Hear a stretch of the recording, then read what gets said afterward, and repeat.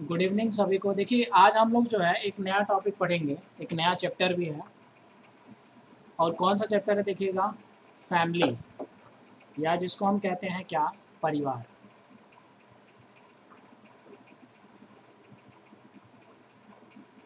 देखिए यहाँ से एक क्वेश्चन हमेशा, एक या दो क्वेश्चन जो है हमेशा एग्जाम में आपके पूछता है, ठीक है ना। यहाँ से एक या दो नंबर के क्वेश्चन जो है आपको मिल जाएंगे एग्जाम में। तो आज हम लोग यही जो है चैप्टर स्टार्ट करेंगे। पहला जो चैप्टर था वो काफ़ी लंबा चौड़ा था, जिसमें बहुत सारी चीज़ें हमने पढ़ी है, पौधे और जंतुओं के बारे में। सबसे लंबा टॉपिक था। परिवार जो है छोटा है, देखिए कितने दिनों में कंप्लीट होता है। तो आज हम लोग इसी चीज़ को जो है क्या करेंगे, स्टार्ट करेंगे। उससे पहले देखिए परिवार की अगर हम बात करते हैं, परिवार क्या है, इसमें क्या क्या चीज़ें पढ़नी है। देखिए कहाँ कहाँ से क्वेश्चन आता है। परिवार की परिभाषा हम लोग देखेंगे, और इसके अलावा बहुत सारे जो हैं आलोचक हैं जिन्होंने परिवार की परिभाषा को अपने अपने तरीक़ों से बताया है। उन आलोचकों के बारे में देखेंगे और उनकी परिभाषाओं को देखेंगे। साथ साथ हम लोग देखेंगे क्या कि परिवार की विशेषता क्या होती है, और इसके अलावा जहाँ से क्वेश्चन आता है कितने प्रकार के परिवार होते हैं। कई आधार पे हम लोग परिवार के प्रकार को पढ़ेंगे, जिसमें हम लोग एक एकल परिवार होता है और एक संयुक्त परिवार होता है, उनके बारे में हम लोग देखेंगे, जहाँ से क्वेश्चन आता भी है और पूछा भी है।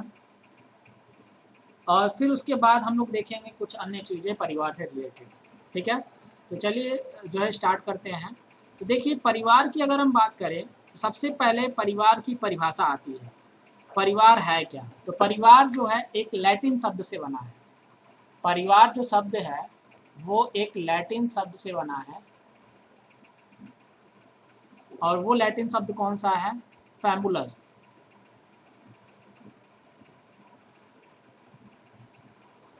और इस फैमुलस का मतलब क्या होता है, या लैटिन, या इसको हम रोमन शब्द भी कहते हैं।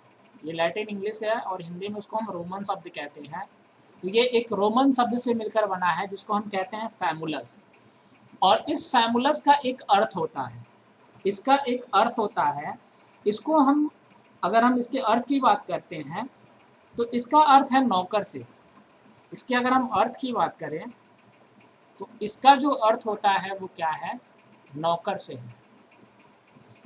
लेकिन अगर अभी देखें तो इसका अलग अर्थ भी निकलता है। जैसे इसको हम कह सकते हैं, परिवार जो होता है फैमुलस से बना है। फैमुलस एक लैटिन शब्द है, और इस शब्द का अर्थ क्या होता है कि कोई माता पिता, बच्चे या अन्य जो सेवक हैं घर के, इनके समूह को ही कहा जाता है। फैमुलस का ये भी अर्थ होता है। तो यहाँ पे एक और हम कह सकते हैं, यह शब्द माता पिता,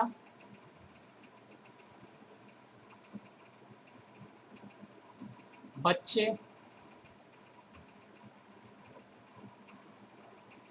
या सेवक, मतलब उस घर में जो काम कर रहे हैं, से बने समूह, से बने समूह के लिए भी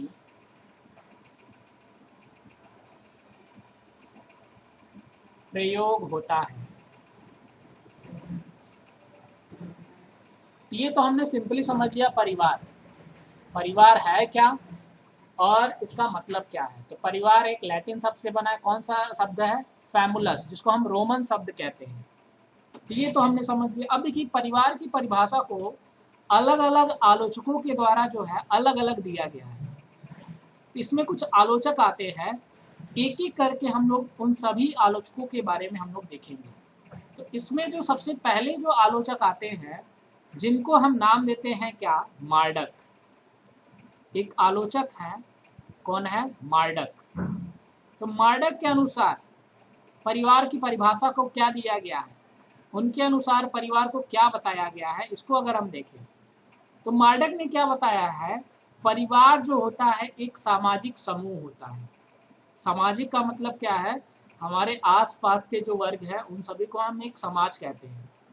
तो इन्होंने क्या बताया, मार्डक के अनुसार जो इन्होंने बताया क्या कि परिवार जो होता है वो एक सामाजिक समूह होता है, जो परिवार को परिभाषित किया। किसके अनुसार है ये? मार्डक के अनुसार।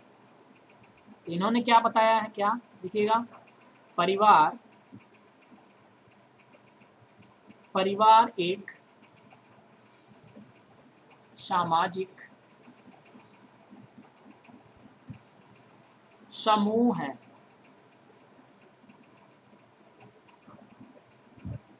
किसके अनुसार है? मार्डक के अनुसार। आवाज आ रही है ना सभी को? तो मार्डक के अनुसार क्या बताया गया है? परिवार क्या है? एक सामाजिक समूह होता है। इसके अलावा अन्य भी कई सारे आलोचक हैं। एक और आलोचक हैं जिनका नाम है गेराल्ड।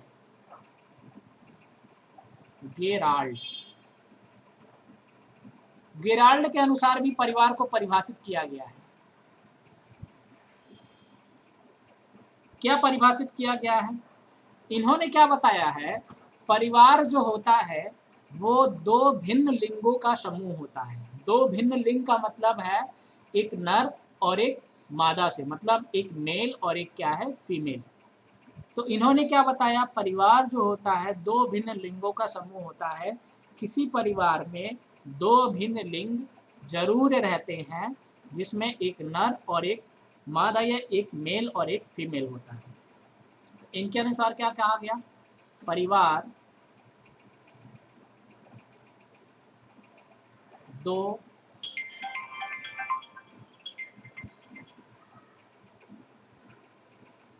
एक मिनट,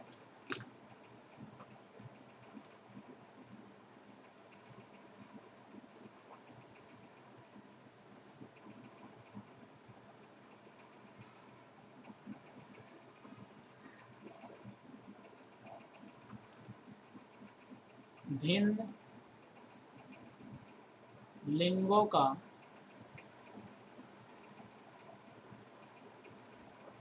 समूह होता है। किसके अनुसार है ये? गेराल्ड के अनुसार। इसके साथ साथ देखिए और भी कुछ आलोचक हैं। जैसे एक और आलोचक हैं बर्गस। दो हैं एक साथ, बर्गेस एवं लॉक के अनुसार।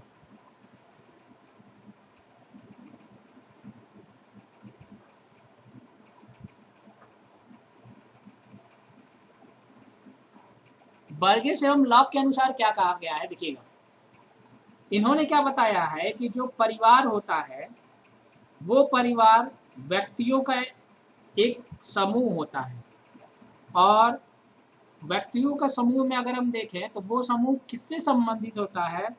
वो या तो रक्त से संबंधित हो सकता है या वो विवाह से संबंधित हो सकता है। मतलब वो जो परिवार बना होगा वो रक्त के द्वारा बना होगा, रक्त संबंधित होगा, या फिर किसी स्त्री के द्वारा या किसी अन्य व्यक्ति के द्वारा जो है विवाह करके बना होगा, तब भी वो किसको बनाएगा? परिवार को। तो इन्होंने क्या बताया है? परिवार व्यक्तियों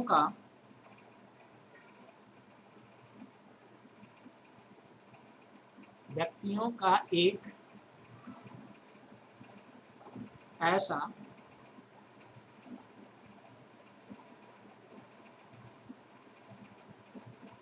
ऐसा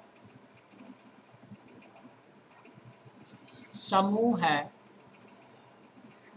जो रक्त अथवा विवाह से संबंधित होता है।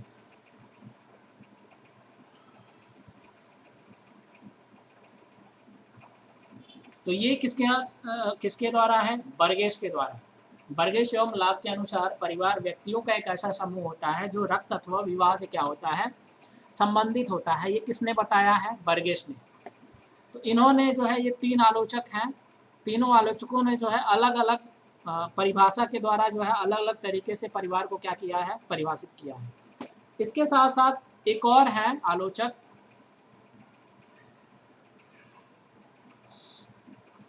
एक और आलोचक है इसमें, जिनका नाम क्या है? मैकाइवर। नेक्स्ट हम लोग देखते हैं उन्होंने क्या कहा। ये नोट हो गया पीछे का?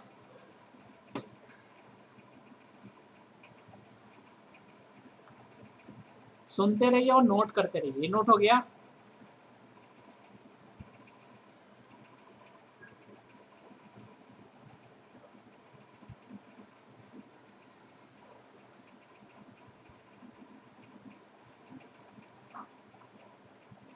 देखिए, इसके अलावा एक और है जिनका क्या नाम है, मैकाइवर।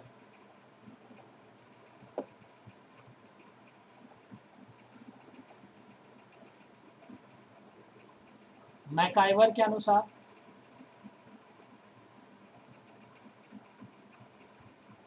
देखिए, मैकाइवर ने क्या कहा है, कोई भी परिवार क्या करता है, किसी बच्चे की उत्पत्ति करता है और उत्पत्ति करने के बाद उस बच्चे का क्या करता है, लालन या पालन पोषण की व्यवस्था करता है, ठीक है ना। और इसके अलावा जो है उसको जो है एक अस्थाई यौवन से क्या होता है, या हम कह सकते हैं उसके विवाह के लिए क्या करता है, वो उसको जो है व्यवस्थित करता है। तो हम सीधा सीधा कह सकते हैं क्या, मैकाइवर के अनुसार अगर हम बात करते हैं, परिवार जो होता है वो क्या है, किसी बच्चे को क्या करना, उत्पत्ति करना, उसका लालन पोषण करना, ये किसके द्वारा बताया गया है, मैकाइवर के द्वारा। तो हम यहाँ पे क्या लिखेंगे, क्या लिखेंगे, देखिएगा, परिवार बच्चों की उत्पत्ति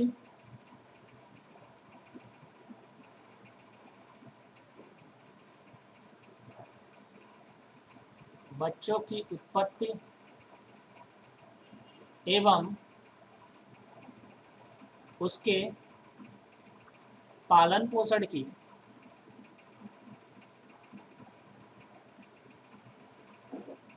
व्यवस्था करता है।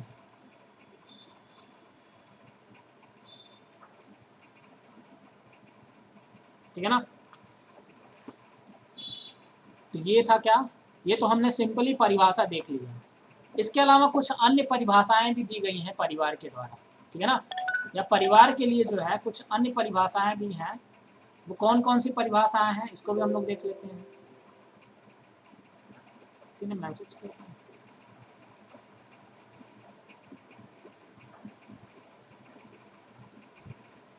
वंदना बताइए।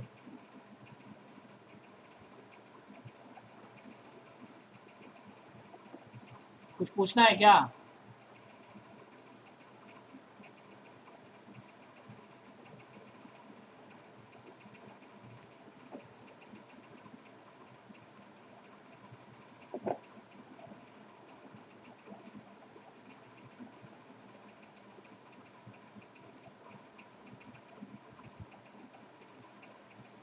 तो कुछ अन्य परिभाषाएं भी हैं जो दी गई हैं, वो क्या क्या है देखिएगा। देखिए, परिवार को जो है और क्या क्या परिभाषा है, परिवार जो होता है एक सामाजिक इकाई इकाई के रूप में होता है, जिसमें हम कह सकते हैं कोई स्त्री और पुरुष जो है अपने बच्चों के साथ रहता है और परिवार को बनाता है। तो सामाजिक इकाई के रूप में अगर परिवार की परिभाषा को देखें तो परिवार की परिभाषा क्या है, स्त्री और पुरुष जो होता है किसी बच्चों के समूह के साथ रहता है, ये सामाजिक इकाई के रूप में परिवार को क्या किया जाता है, परिभाषित किया जाता है। तो किसी भी परिवार की अगर हम बात करें तो उसमें एक माता पिता होंगे, इसके साथ साथ उसके बच्चे होंगे, तभी वो क्या बनाएंगे, किसी परिवार को बनाएंगे। लेकिन वो बच्चा जो होगा वो उनका खुद का भी हो सकता है, लेकिन या कोई गोद लिया हुआ बच्चा भी क्या होता है, हो सकता है। तो परिवार में माता पिता के साथ साथ उनके बच्चे जो हैं, ये सभी मिलकर के सामाजिक इकाई के रूप में ये परिवार को बनाते हैं। लेकिन उस बच्चे के साथ साथ वो बच्चा उनका भी हो सकता है, या कोई गोद लिया हुआ बच्चा भी क्या हो सकता है, वो हो सकता है और उस परिवार को बना सकता है। तो सामाजिक इकाई के रूप में देखें, सामाजिक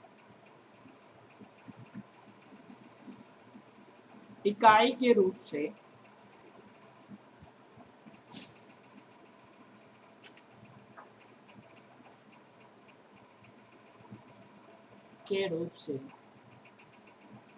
परिवार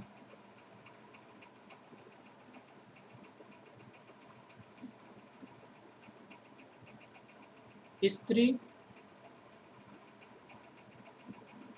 पुरुष व बच्चों का समूह होता है। मतलब किसी परिवार में एक स्त्री होगी, एक पुरुष होगा, साथ साथ उसके बच्चे होंगे। तो ये सामाजिक इकाई के रूप से परिवार को परिभाषित किया गया है। अब देखिए, ये बच्चा जो होगा ये गोद लिया हुआ बच्चा भी हो सकता है। तो किसी किसी परिवार में गोद लिए हुए बच्चे भी हो सकते हैं। किसी किसी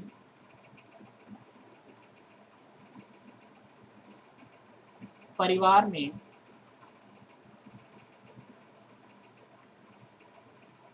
गोद लिए हुए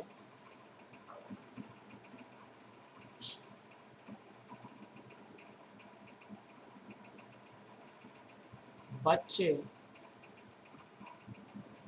भी हो सकते हैं।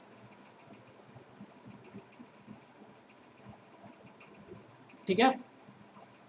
इसके अलावा देखिए, परिवार की एक और क्या खास बात है, कोई भी जो परिवार होता है वो छोटा भी हो सकता है और बड़ा भी हो सकता है। अगर छोटा परिवार होगा तो उसको हम कहेंगे एकल परिवार, और कोई अगर बड़ा परिवार होगा तो उसको हम कहेंगे क्या, संयुक्त परिवार, जिसमें कई सारे लोग, कई सारे मेंबर होंगे, जिसमें अभी हम देखेंगे क्या क्या है संयुक्त परिवार में।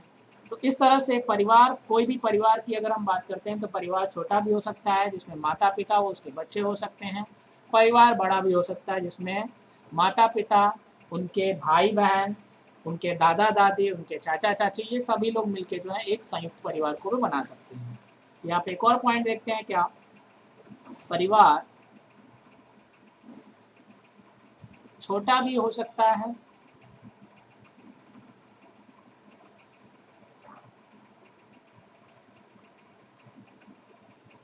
छोटा भी हो सकता है, या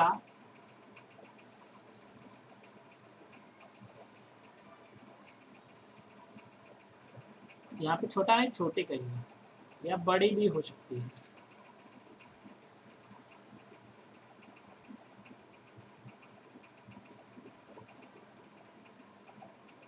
कोई भी परिवार छोटी भी हो सकती है और बड़ी भी हो सकती है। छोटी होगी तो एकल परिवार, बड़ी होगी तो वो संयुक्त परिवार। तो ये तो हमने देखा क्या, ये हमने सिंपली पढ़ा है क्या, परिवार की परिभाषा, कि परिवार किसको कहते हैं। अलग अलग आलोचकों के द्वारा अलग अलग तरीके से परिवार को परिभाषित किया गया। इतनी सारी चीज़ें समझ में आई, बताइए परिवार की परिभाषा क्या है, कैसे अलग अलग आलोचकों के द्वारा इनको परिभाषित किया गया, ये सारी चीज़ समझ में आई सभी को, बताइए सभी लोगों को समझ में आया।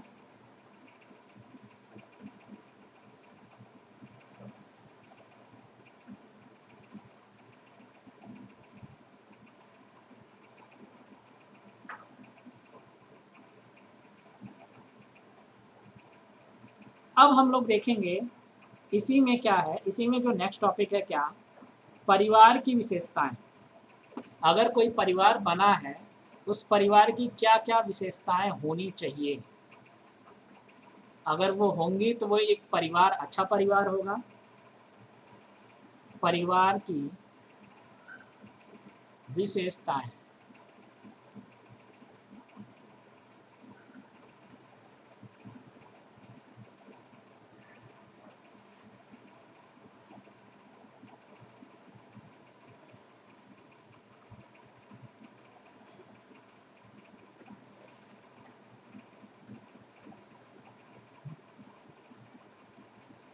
देखिए अगर कोई परिवार बनाना है तो कम से कम उस परिवार में दो भिन्न लिंग होने चाहिए, या दो भिन्न लिंग वाला जो है एक वयस्क समूह होना चाहिए।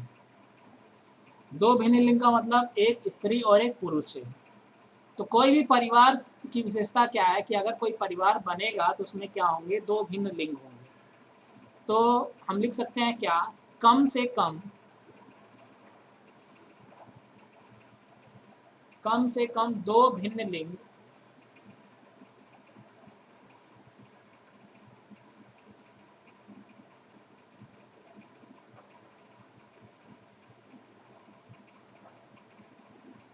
लिंग, या इसको हम वयस्क भी कह सकते हैं, एक साथ रहते हैं।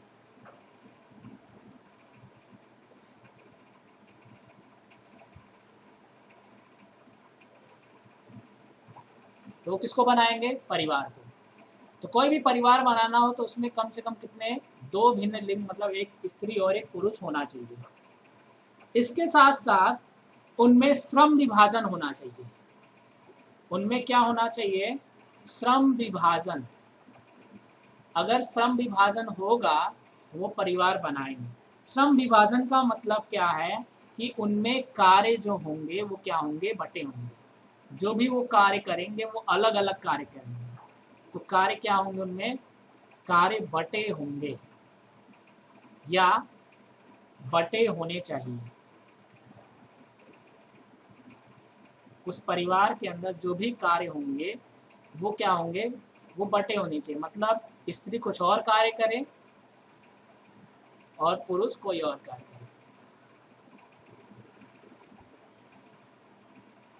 ये दूसरी क्या हो गई? विशेषता हो गई।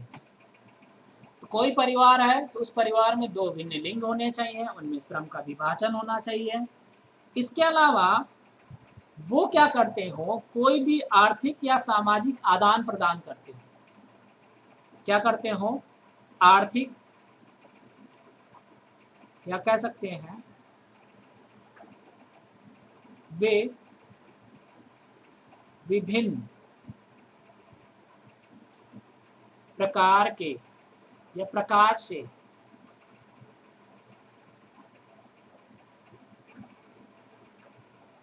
आर्थिक का मतलब क्या है? पैसे से संबंधित एवं सामाजिक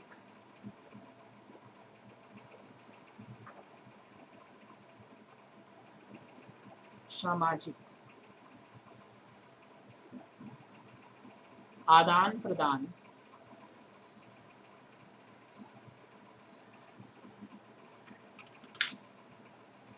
में व्यस्त हूं। ठीक है ना? या वह एक दूसरे की मदद करते हैं। एक दूसरे की मदद करते हैं। तो विभिन्न प्रकार से आर्थिक एवं सामाजिक आदान प्रदान में व्यस्त हो, या वो एक दूसरे की क्या करते हो? आर्थिक रूप से या सामाजिक रूप से क्या करते हो? मदद करते हो। तो ये भी होना चाहिए किसी भी परिवार के अंदर। तो ये तीन विशेषताएं देखी हमने। और क्या विशेषताएं हो सकती हैं? चौथी भी विशेषता देखिए इसको क्या हो सकती है। कोई भी परिवार है तो वो अनेक उस परिवार में अनेक सारी चीजें या अनेक वस्तुओं की क्या होती है? आवश्यकता होती है। तो उन अनेक वस्तुओं को वो क्या करते हो? समान रूप से सभी उपयोग करते हैं या समान रूप से सभी में क्या हो? बटा हो। ठीक है ना? तो वो बहुत सारी ऐसी वस्तुएं होती हैं जो किसी परिवार को चाहिए होती हैं। तो जब वो परिवार को चाहिए तो वो समान रूप से सभी में बटा हो। जैसे भोजन की अगर हम बात करें तो अगर किसी परिवार में कई सारे सदस्य हैं तो सभी को वो समान रूप से वो भोजन प्राप्त हो, ऐसा वो परिवार होना चाहिए। वो क्या हो? वे अनेक वस्तुओं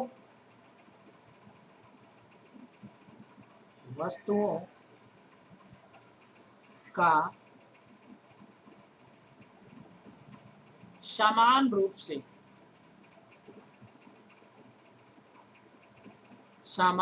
से उपयोग करते हैं। देखिए ये सारे जो चैप्टर आप लोग पढ़ रहे हैं ये सारे प्राइमरी में दिए गए हैं। प्राइमरी में थोड़ा कम दिया है, लेकिन हम लोग को पढ़ना है, हम लोग को एग्जाम देने क्या पता कहाँ से क्वेश्चन बना दे। इस वजह से हम लोग अच्छे से इसको पढ़ेंगे कि अगर एक दो क्वेश्चन भी आ जाए इससे तो हमारा हो जाए। ठीक है ना?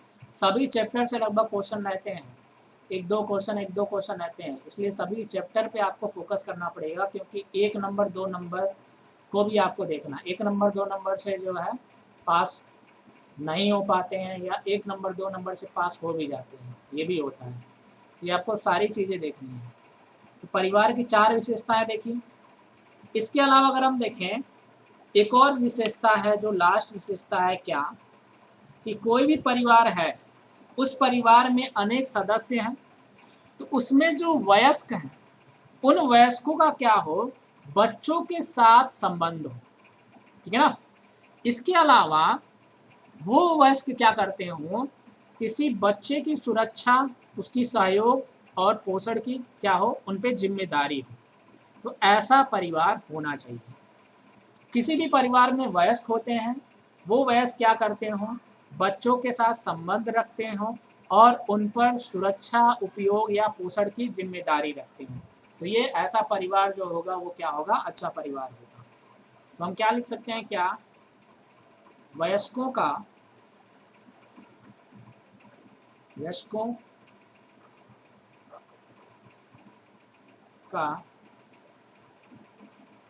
बच्चों के साथ संबंध हो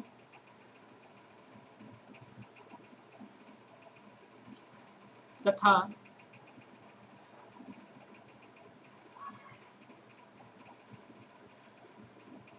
उन पर, वयस्कों पर सुरक्षा, किनका, बच्चों का, सहयोग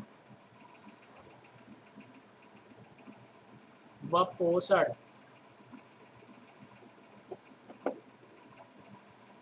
पोषण की जिम्मेदारी हो।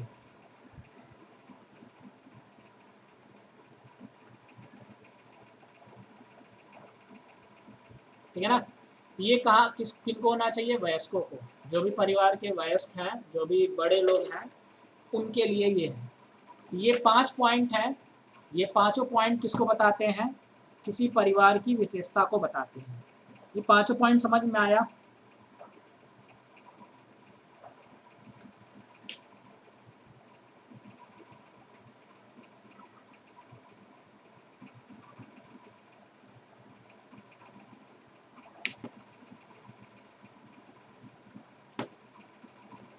बताइए।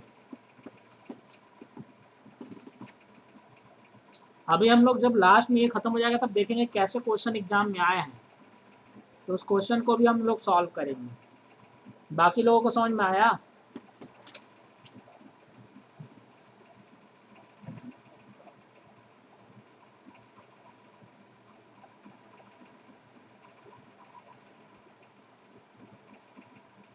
तो ये तो हमने दो चीजें देखी।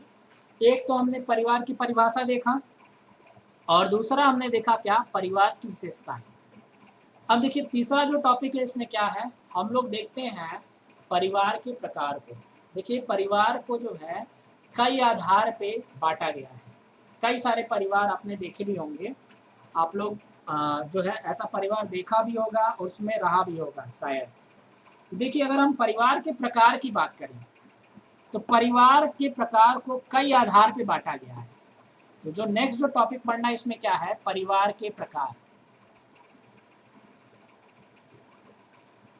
परिवार के प्रकार, टाइप्स ऑफ फैमिली, कितने प्रकार की परिवार होते हैं। तो देखिए परिवार के प्रकार को कई आधार पे बांटा गया है। इसमें से जो मेन है वो कौन सा परिवार है, वो है संख्या के आधार वाला, जिसे पूछता रहता है। तो इसमें देखिएगा जो पहला है, सबसे पहला, जिसको हम कहते हैं विवाह के आधार पर। पहला जो परिवार होता है वो कौन सा परिवार है, विवाह के आधार पर। आधार पर परिवार,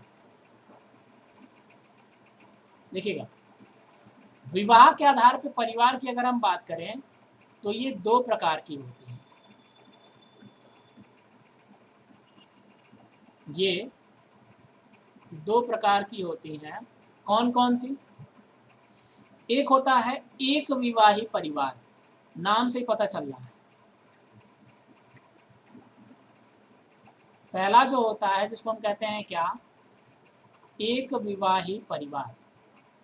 दूसरा जो होता है जिसको हम कहते हैं क्या, बहुविवाही परिवार।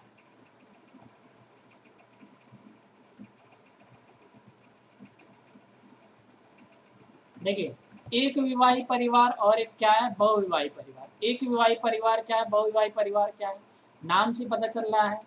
एक विवाही का मतलब क्या है, इसमें एक स्त्री और एक पुरुष, उन दोनों का विवाह हुआ होगा और वो क्या करते होंगे, अपनी वैवाहिक जीवन को व्यतीत करते होंगे। तो ऐसा जो परिवार बनेगा वो एक विवाही होगा। अच्छा, ये तो एक विवाही हो गया।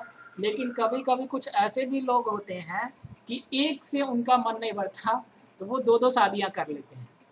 तो उसमें एक पुरुष जो होता है वो दो स्त्री के साथ, या एक स्त्री जो होती है वो दो पुरुष के साथ क्या कर लेते हैं, विवाह कर लेते हैं। ऐसे परिवार को हम कहते हैं क्या, बहुविवाही परिवार। तो एक विवाही परिवार में एक स्त्री एक पुरुष का विवाह होता है, और बहुविवाही में एक स्त्री दो पुरुष या एक पुरुष दो स्त्री के साथ क्या हो जाता है, शादी हो जाता है, और वो अपने वैवाहिक जीवन को व्यतीत करते हैं। ऐसे परिवार को हम कहते हैं क्या, बहुविवाही परिवार। तो ये किस आधार पे है, ये विवाह के आधार पे है। तो विवाह के आधार पे दो तरह के परिवार, एक विवाही परिवार और दूसरा क्या होता है, बहुविवाही परिवार। ठीक है, इसको लिखवाएं कि रहने दें, समझ में आ गया ना, एक विवाही और बहुविवाही, बताइए।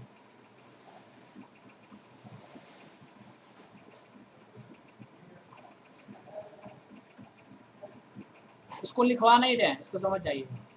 दूसरा देखिएगा, दूसरा जो आधार है वो क्या है, संबंध के आधार पर। दूसरा है क्या, संबंध के आधार पर।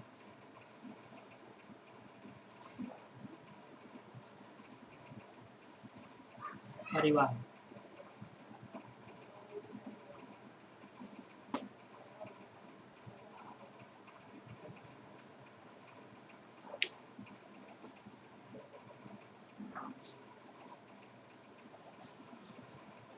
देखिए संबंध के आधार पर भी दो प्रकार के,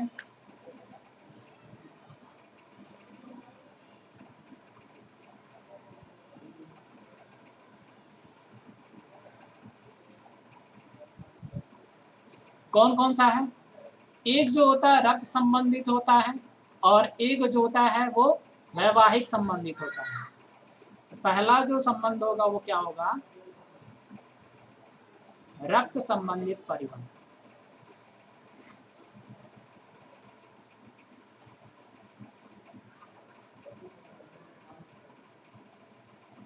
दूसरा क्या होगा, वैवाहिक संबंधित परिवार।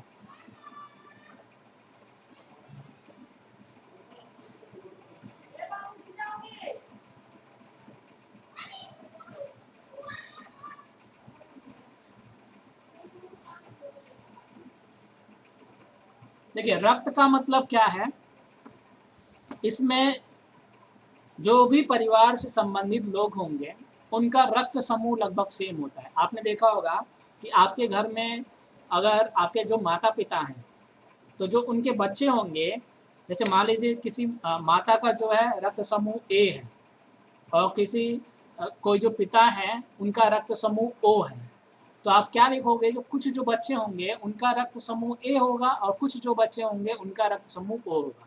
मतलब वो जो परिवार है वो किससे संबंधित है, रक्त से संबंधित है। अच्छा, दूसरा क्या होता है, वैवाहिक संबंधित। कोई परिवार है और उस परिवार में कोई नया आ जाता है।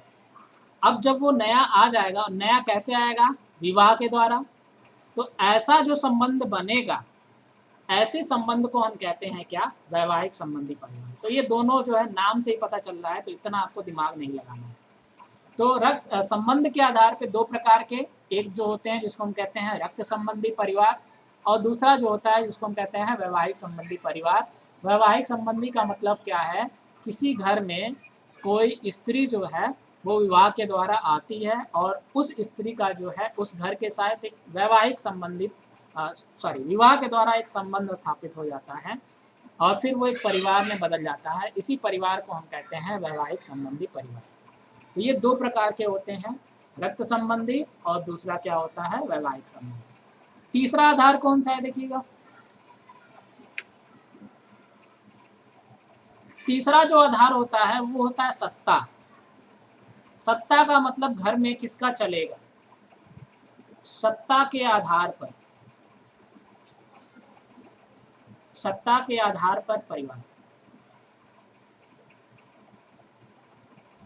देखिए, परिवार को अलग अलग नाम से देखेंगे, अलग अलग आधार पे देखेंगे तो वो अलग अलग रूप में हमको नजर आएगा। तो हम ये देखते हैं कि हम किस आधार पे उसको देखते हैं उस परिवार को। हो सकता है कि संबंध के आधार पे वो परिवार सत्ता के आधार पे भी हो, मतलब उसमें ये भी प्रकार हो सकता है, ये भी प्रकार हो सकता है, लेकिन उसका अगर हम अर्थ देखें तो अलग अलग होगा।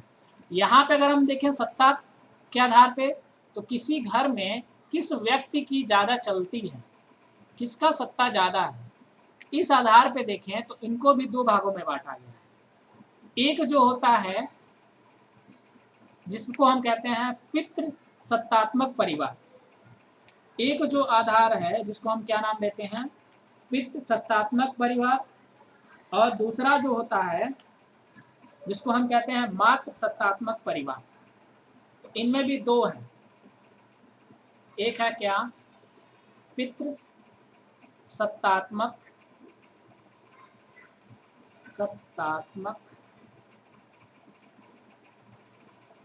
परिवार, और दूसरा जो होता है जिसको हम कहते हैं क्या, मातृ सत्तात्मक परिवार।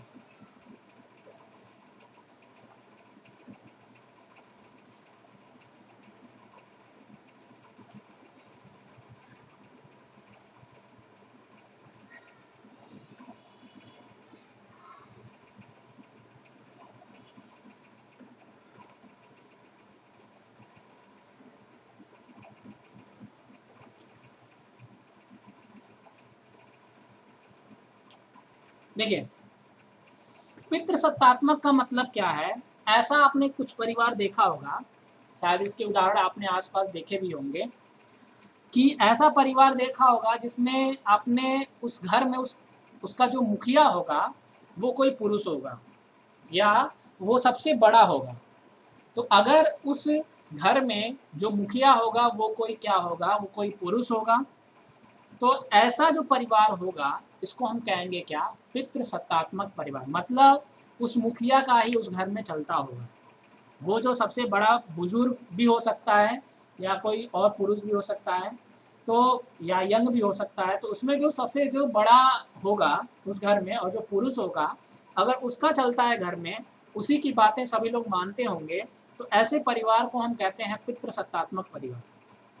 और अगर किसी घर में उसका जो मुखिया होगा वो कौन होगा, कोई स्त्री या कोई महिला होगी, तो ऐसे परिवार को हम कहते हैं क्या, मातृ सत्तात्मक परिवार। तो पितृ सत्तात्मक में जिसमें क्या होता होगा, किसी पुरुष का चलता होगा जिस घर में, या इसमें हम कह सकते हैं इसमें ऐसे परिवार में जो है किसी पिता की या किसी पुरुष की प्रधानता होती है, और मातृ सत्तात्मक में इसमें किसमें किसी माता या स्त्री की प्रधानता होती है। ऐसे को हम कहते हैं क्या, मातृ सत्तात्मक परिवार। तो यहाँ पे हम लोग एक पॉइंट लिख लेते हैं,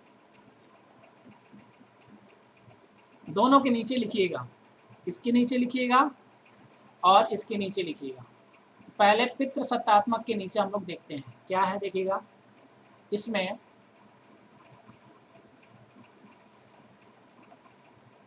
परिवार में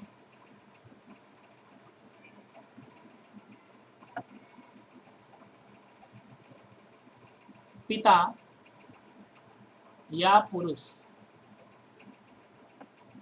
की प्रधानता होती है।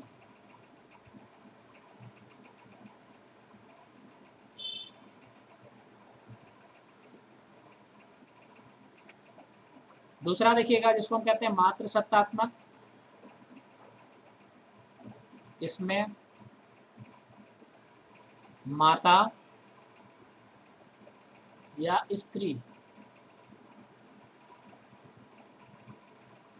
की प्रधानता होती है।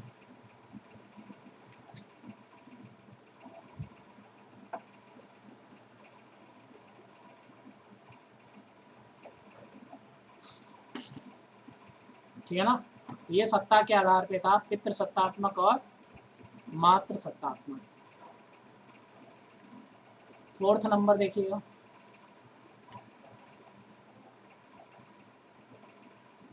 एक और होता है निवास के आधार पर।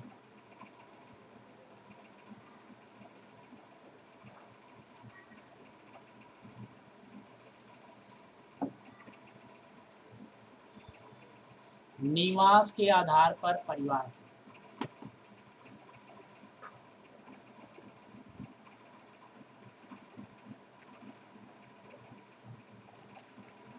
निवास या इसको हम वंश भी कह सकते हैं।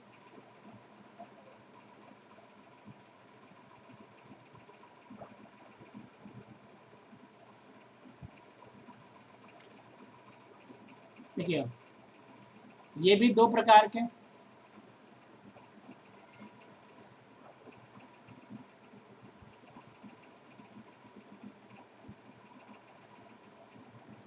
पहला देखिए जिसको हम कहते हैं पितृवंशी।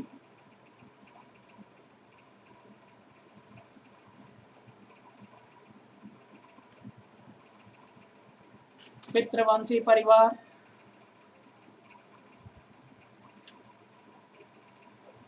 दूसरा जो होता है जिसको हम कहते हैं मातृवंशी परिवार।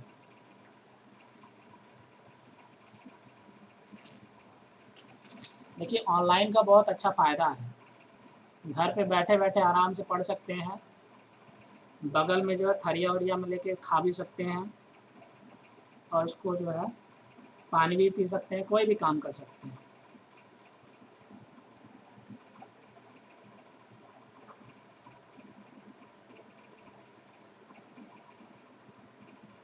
तो यहाँ पे देखिएगा पितृवंशी परिवार में क्या है और मातृवंशी परिवार क्या है। पितृवंशी परिवार की अगर हम बात करते हैं तो इसमें परिवार का नाम जो होता है वो पिता के नाम से चलता है। आपने कुछ ऐसे भी परिवार देखे होंगे जिसमें आपने देखा होगा उस परिवार का नाम उसके पिता के नाम से लिया जाता है। तो ऐसे परिवार को हम कहते हैं क्या, पितृवंशी परिवार। और ऐसा परिवार जिसका नाम जो है माता के नाम से चलता है, ऐसे परिवार को हम कहते हैं क्या, मातृवंशी परिवार। तो हम क्या लिखेंगे इसमें, परिवार का नाम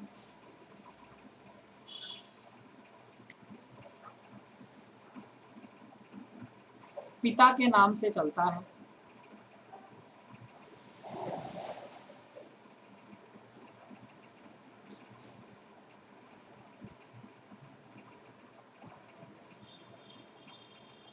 और इसमें क्या होता है, इसमें परिवार का नाम माता के नाम से चलता है।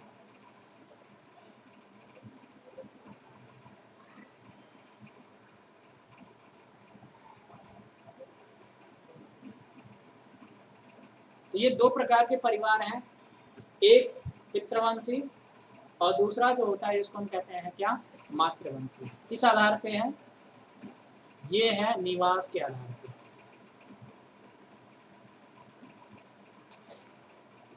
नेक्स्ट हम लोग देखते हैं पांचवा,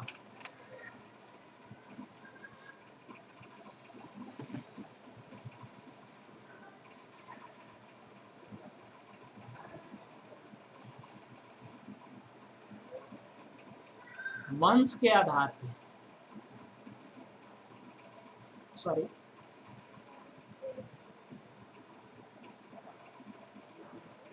संख्या के आधार पे।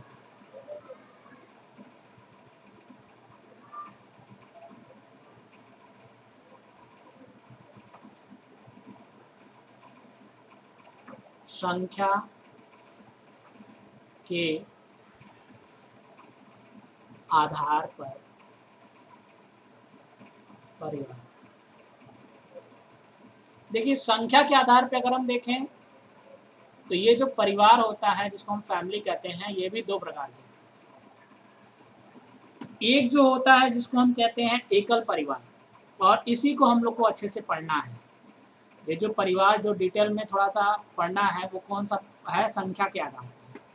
तो संख्या पे अगर हम देखें तो इसको अगर हम देखें तो ये दो प्रकार का होता है। एक जिसमें कोई स्त्री पुरुष व उनके बच्चे होंगे जिसको हम कहेंगे क्या, एकल परिवार, ठीक है ना। और सबसे खास बात, इसको एक और नाम से जाना जाता है और इससे क्वेश्चन भी आया था, इसको हम एकांकी परिवार भी कहते हैं।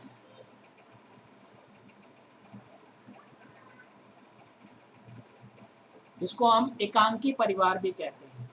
तो पहला एकल परिवार, और दूसरा जो होता है जिसको हम कहते हैं क्या, संयुक्त परिवार। ठीक है ना। एकल परिवार में माँ बाप और उसके बच्चे होंगे, लेकिन खास बात देखिएगा, वो जो बच्चे होंगे वो कैसे होंगे, अविवाहित बच्चे होंगे। हमेशा याद रखिएगा, एकल परिवार तभी बनेगा, उसमें कौन से बच्चे आएंगे, अविवाहित बच्चे। तो माता पिता उनके साथ साथ अगर उनके अविवाहित बच्चे आते हैं तो ये परिवार कहलाता है कौन सा परिवार, एकल परिवार। एकल परिवार के भी प्रकार होते हैं, उसको भी हम लोग पढ़ेंगे। एकल परिवार क्या है, उसकी विशेषता क्या होती है, और इसकी कुछ जो है खराबियां भी हैं, वो क्या है उसको भी हम लोग देखेंगे। इसके अलावा दूसरा जो होता है जिसको हम कहते हैं संयुक्त परिवार, इसको भी हम लोग को अच्छे से पढ़ना है। संयुक्त परिवार क्या है, उसके गुण क्या है, इसके अलावा उसके अवगुण क्या है या दोष क्या है। तो यहाँ पे अगर हम देखें, यहाँ पे संयुक्त परिवार की अगर हम बात करते हैं तो संयुक्त परिवार में पति पत्नी, उनके अविवाहित बच्चे या विवाहित बच्चे, दादा दादी, चाचा चाची, ये सभी लोग मिल करके जो है इस परिवार को बनाते हैं, और उस परिवार को हम नाम देते हैं कौन सा परिवार, संयुक्त परिवार।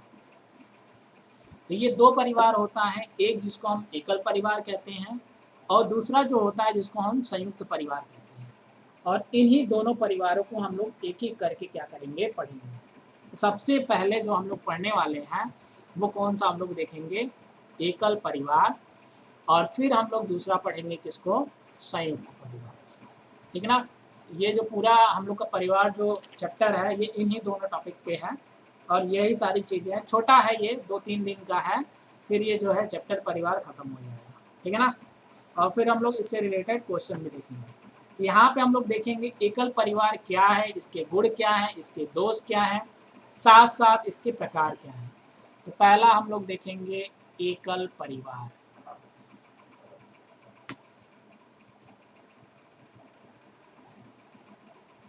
या इसी को हम एक और नाम से जानते हैं, एकांकी परिवार भी कहते हैं।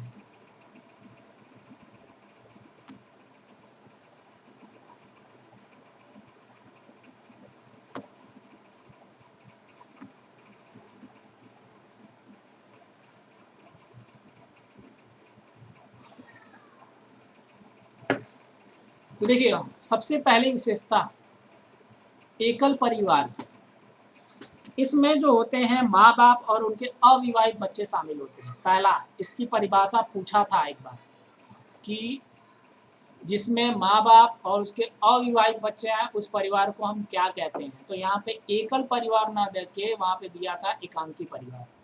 समझ में आ रहा है ना, ये क्वेश्चन आया है। इसमें कौन कौन होते हैं, इसमें माँ बाप, अच्छा यहाँ से देखिएगा, परिवार जो ये चैप्टर है केवल इसी में नहीं पूछता है, केवल ईवीएस में नहीं, ये बाल विकास में भी ये क्वेश्चन रहता है। आप चाहे सीटेट दीजिए चाहे टेट दीजिए तो वहाँ पे भी परिवार से रिलेटेड एक क्वेश्चन आपको मिलेगा। इसमें माँ बाप और अविवाहित बच्चे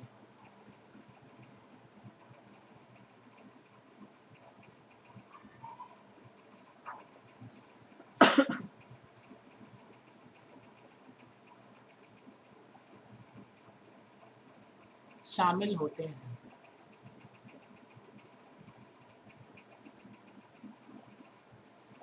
ठीक है, इसको नोट करिए, हम थोड़ा सा पानी पी लें।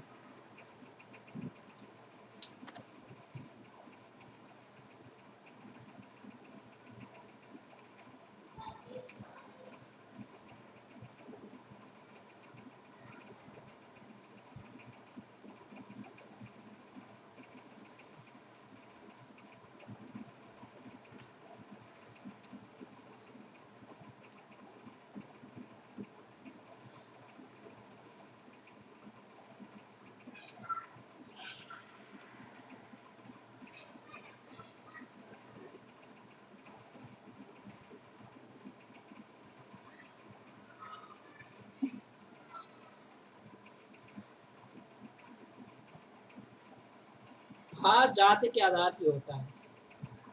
परिवार के तो बहुत सारे प्रकार हैं, कई कई आधार पे हम लोग देख सकते हैं।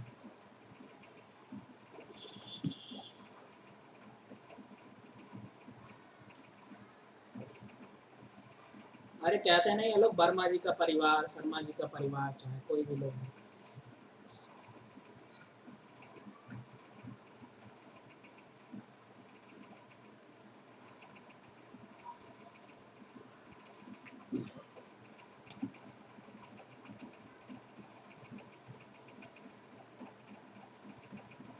देखिए यहाँ पे एक चीज और, अगर हम देखें आपसे पूछें छोटा परिवार कौन सा परिवार होता है, वो होता है एकल परिवार। ये तो आपको पता हुई है। यहाँ पे एक और पॉइंट लिख सकते हैं क्या, यह परिवार या यह छोटा परिवार होता है।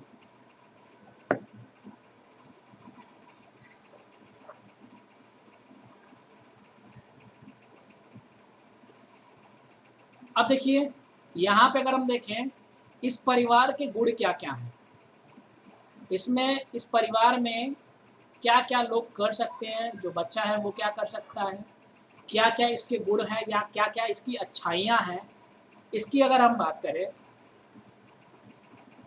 तो क्या है। देखिएगा नेक्स्ट जो इसमें हेडिंग है वो है एकल परिवार के गुण।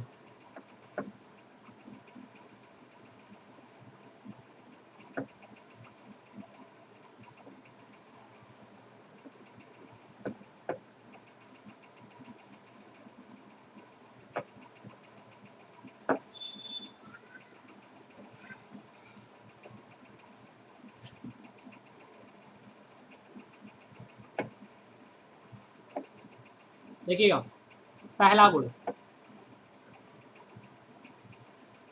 सबसे पहले देखिए इस परिवार में अगर हुआ है कोई, मान लीजिए एक परिवार है जिसमें एक बच्चा है और उसके माता पिता हैं, तो वो बच्चा क्या करना चाहता है वो स्वतंत्र होता है। मतलब उसमें जो है उस परिवार में उस बच्चे के व्यक्तित्व का विकास का अवसर होता है। वो जैसा करना चाहता है वैसा करता है, वो स्वतंत्र होता है।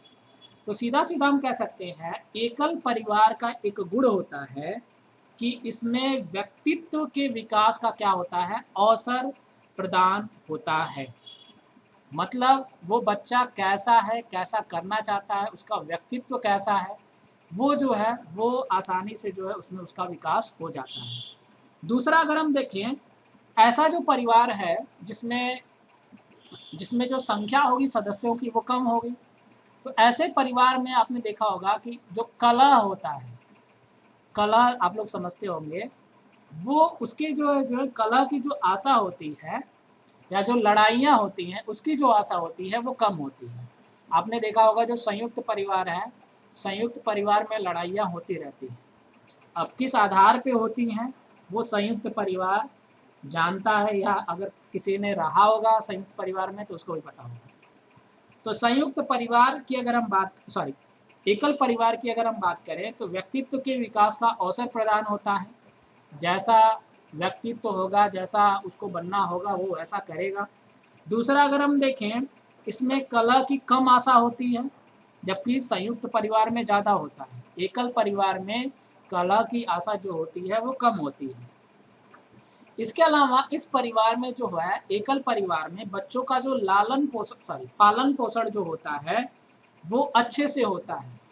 उसको जो भी ज़रूरतें होती हैं वो अच्छे से प्राप्त हो जाती हैं, या माँ बाप के द्वारा उसको जो है प्रदान किया जा सकता है। इसके साथ साथ अगर हम देखें अगर एकल परिवार में कम आय है तो उस कम आय के द्वारा भी जो है किसी भी ज़रूरत को जो है आसानी से पूरा कर सकते हैं या उसको पूरा करने में सक्षम होते हैं। इसके अलावा इस किसी भी एकल परिवार में बच्चों में आत्मनिर्भरता होती है, बच्चों में निर्णय लेने की क्षमता होती है, वो जो करना चाहते हैं वो कर सकते हैं। ये सभी जो चीज़ें होती हैं वो क्या होती हैं, एकल परिवार के गुण होते हैं। ठीक है, ये सारी चीज़ें हम लोग एक एक करके लिखेंगे। सबसे पहला देखिए क्या है, इसमें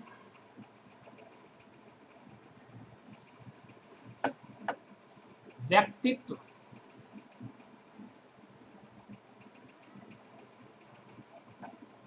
के विकास का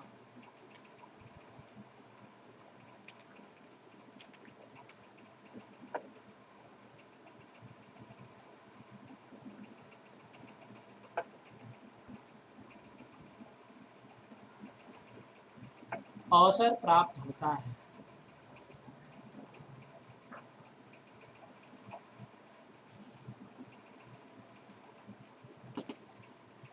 दूसरा देखिएगा, परिवार में,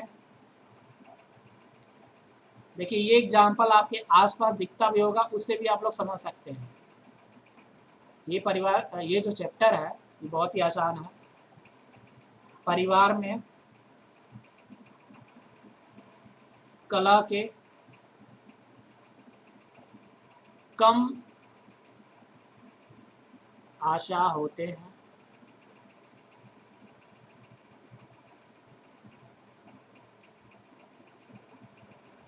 तीसरा,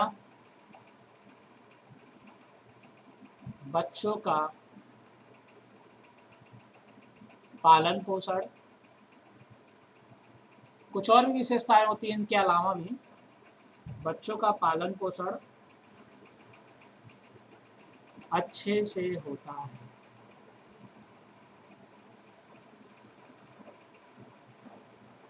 चौथा देखिए, कम आय होने पर भी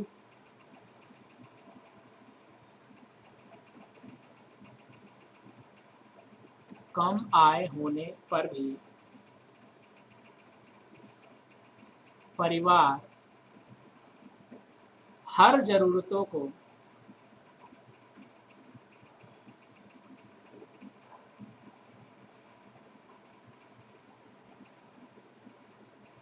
पूरा करने में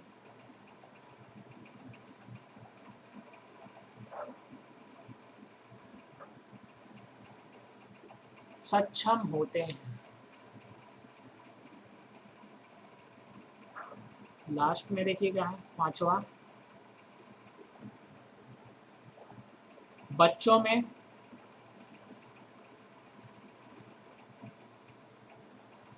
आत्मनिर्भरता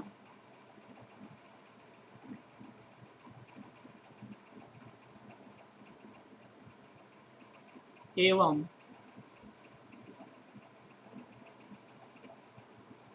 निर्णय लेने की क्षमता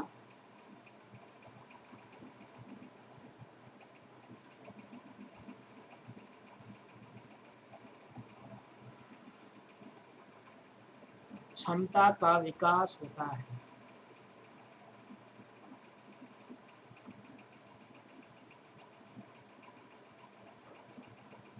ठीक है, तो ये 5 पॉइंट हैं और ये किसके गुण हैं? एकल परिवार के गुण हैं। ठीक है ना, ये समझ में आए इतनी सारी चीजें? बताइए।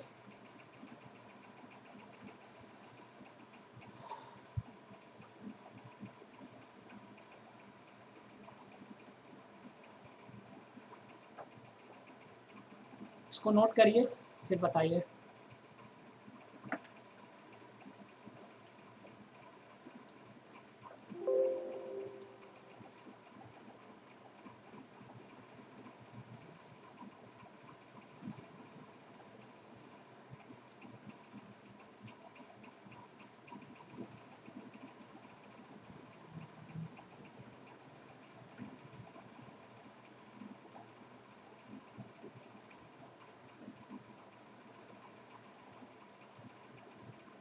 हो गया नोट?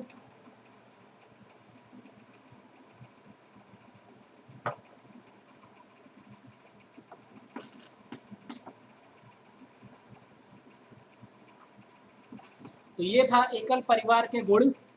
इसके बाद हम लोग दोष को देखेंगे और फिर उसके प्रकार को देखेंगे। उसके बाद फिर संयुक्त परिवार आएगा, फिर उसके बारे में पढ़ेंगे, फिर लगभग ये चैप्टर खत्म हो जाएगा। तो ये छोटा सा था। इसके बाद कल और परसों में देखिए कंप्लीट हो जाता है। बाकी जो चीज़ें हैं इसके आगे वाला उसको हम लोग कल देखेंगे। आज की क्लास में बस इतना ही।